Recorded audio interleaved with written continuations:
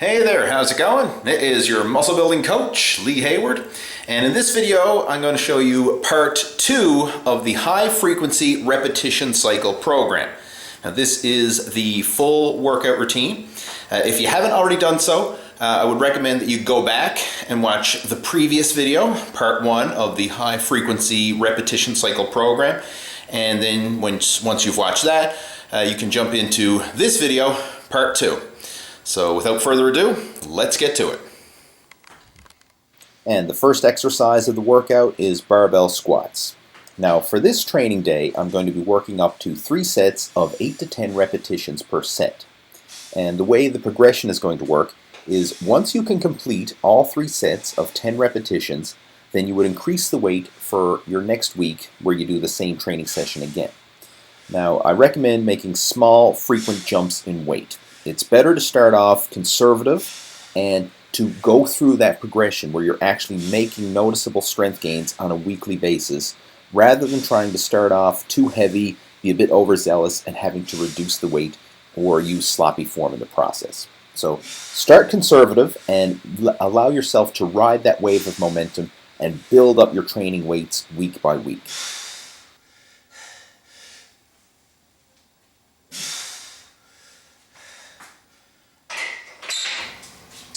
A little tip that I'd like to share with you that'll make it a lot easier when it comes to on-racking a squat is once you get in position under the bar, instead of trying to arch your back out or to kind of do like a mini squat to lift the bar off the uprights, you should have them set up so that there's just an inch or two that you need to actually lift the barbell out.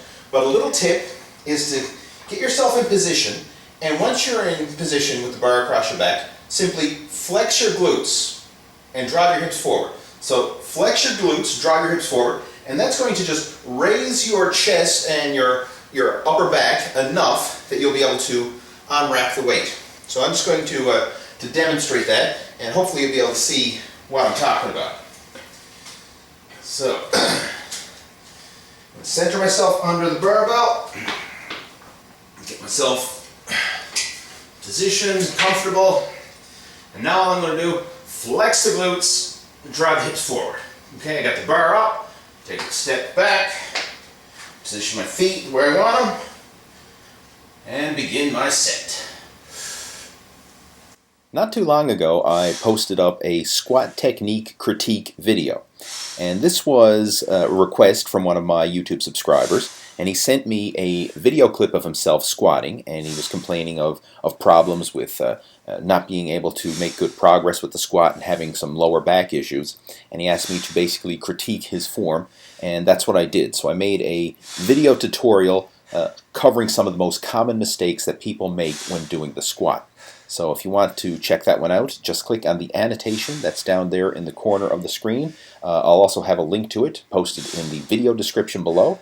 Just in case you're watching this on a mobile device and you can't click on the annotations on your screen, just open up the video description below and you'll be able to see that squat technique critique video. And for the third set, I'm just showing the squat from a different angle so you can get another perspective of the exercise. Now, when you're doing these workouts, take your time between sets. I recommend that you rest at least 2 to 3 minutes between exercises, especially for big compound lifts like the squat, bench presses, deadlifts, big heavy exercises like this, because you'll find that taking adequate rest between sets will actually help to improve your exercise form. It will allow you to train with greater intensity, it will allow you to train with heavier weight, and you'll actually get more muscle building benefit from the exercise. I know it's common these days for people to kind of rush through their workouts and have very short rest periods and try and cram as much exercise into a given unit of time as they can. But when you do that, a lot of times your actual exercise performance diminishes. So I recommend taking your time with your workouts. Purposely schedule in at least a couple minutes rest in between sets, and you will notice an instant strength increase, and you'll also feel more confident as you're doing the exercises. Your form will be better, and you'll be stronger as well. All right, next exercise is the overhead press. And normally when I'm doing these, I will do them in the power rack.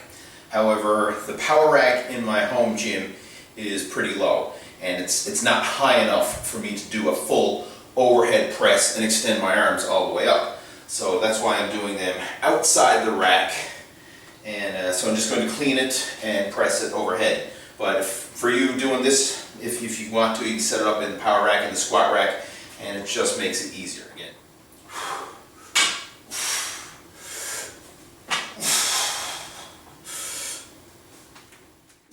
Now if you wanted to, you could do a seated shoulder press, you could do a dumbbell shoulder press, or any other shoulder press variation. But I just happen to like the standing overhead press because it is a much more challenging exercise, and it involves a lot of balance and stabilizer muscles throughout your entire body. Your core, your upper back, and a lot of the stabilizing muscles throughout your body have to come into play in order to perform the overhead press. So that's just why it's one of my personal favorite shoulder press variations. But again, you can use whichever shoulder press you prefer.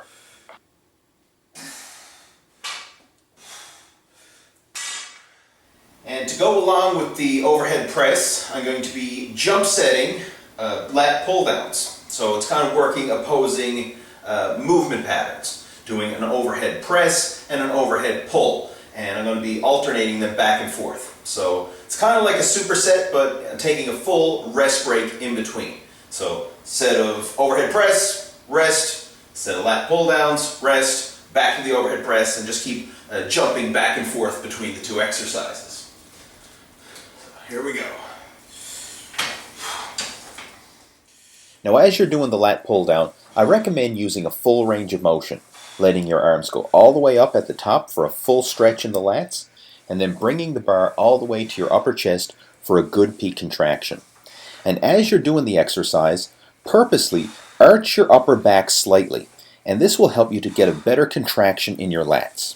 I mean, it's very hard to contract your back if you keep it perfectly straight, but if you arch your upper back and kind of retract your shoulder blades as you're doing the exercise, you'll get a better peak contraction in your back muscles.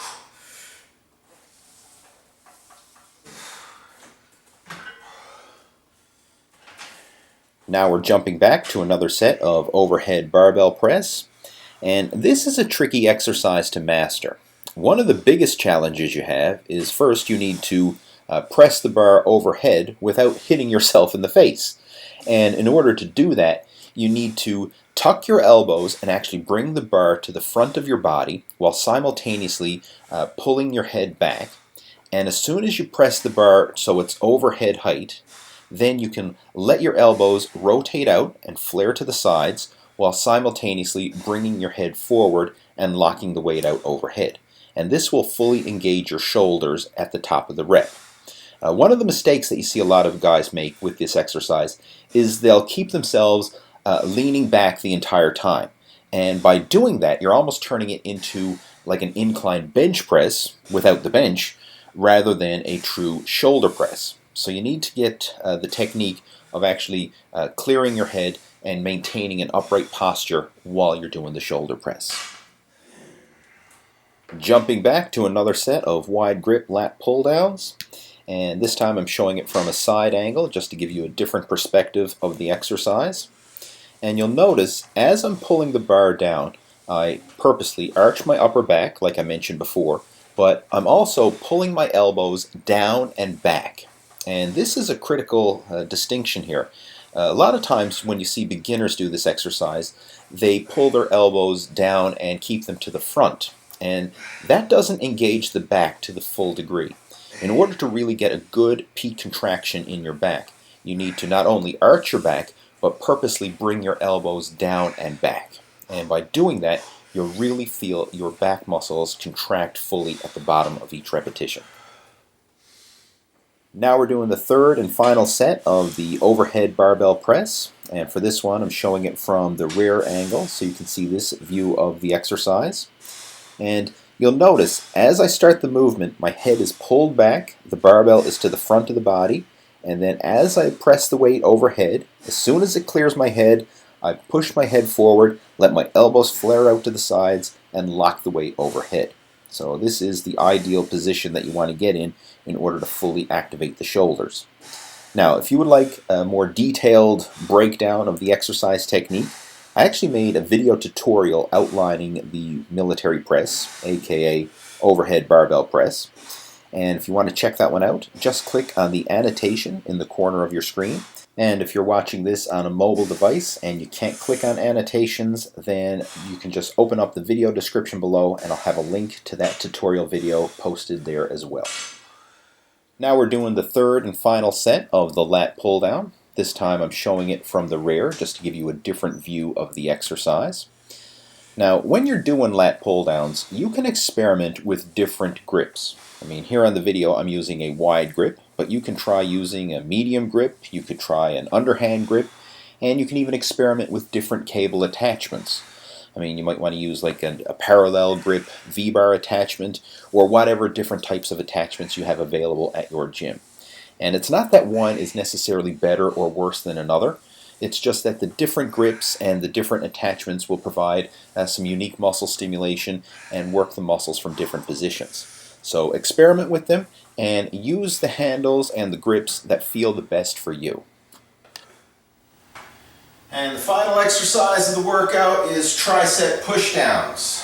For this one I'm going to be using a straight bar attachment, but you can use whatever attachment you so desire, be that an easy curl bar, a V-bar, a rope, whatever you fancy. I just happen to fancy the straight bar.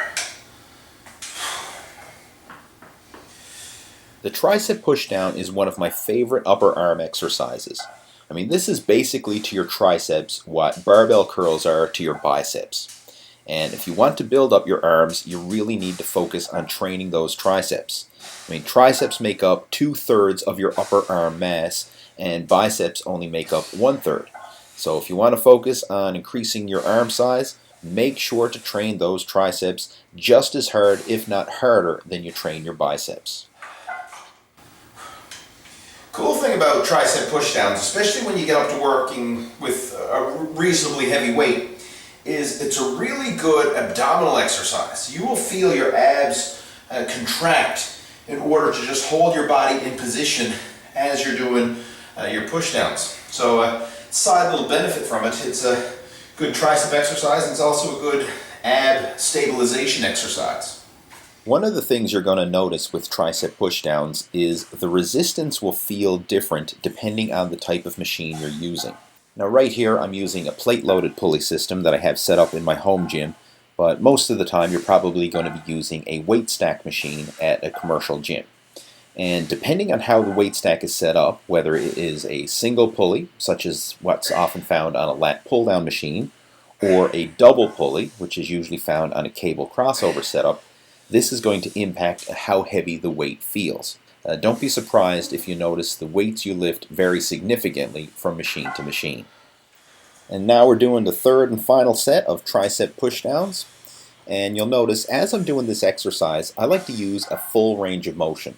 So I'll keep my upper arms stationary with the elbows fairly close to the sides and just focus on moving the forearms.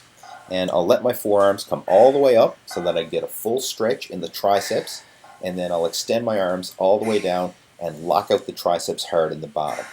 And I find that going through this full range of motion, where you actually let your forearms come all the way up and stretch out the tricep muscles, this actually places less strain on the elbow joint and more of the tension on the tricep muscles. So to quickly recap the workout exercises, we started things off with barbell squats, followed by overhead press, jump setted with lat pull downs, then we finished things off with tricep pushdowns. With this program, you'll train your body parts over the course of 2 workouts, Workout A and Workout B. Now, Workout B was what was covered in this video, and Workout A was shown in my previous video.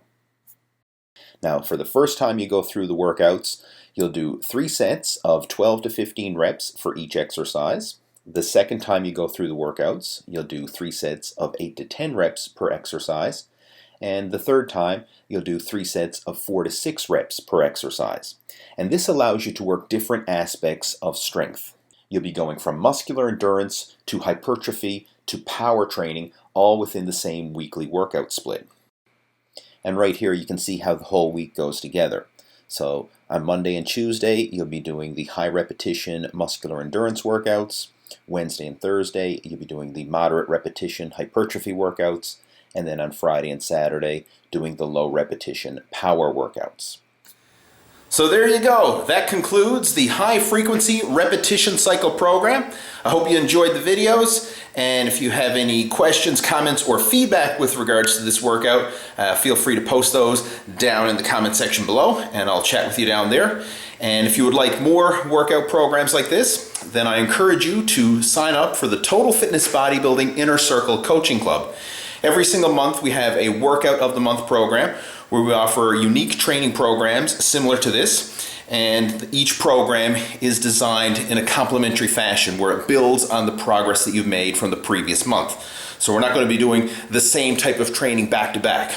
We're going to be stimulating different aspects, focusing on muscular endurance, strength, and power. So again, hopefully you enjoyed this video, and if you want more, check out the Total Fitness Bodybuilding Inner Circle Coaching Club. And there you go. That concludes this one. Have yourself an awesome day, and stay tuned for the next video coming soon. Take care. Over and out.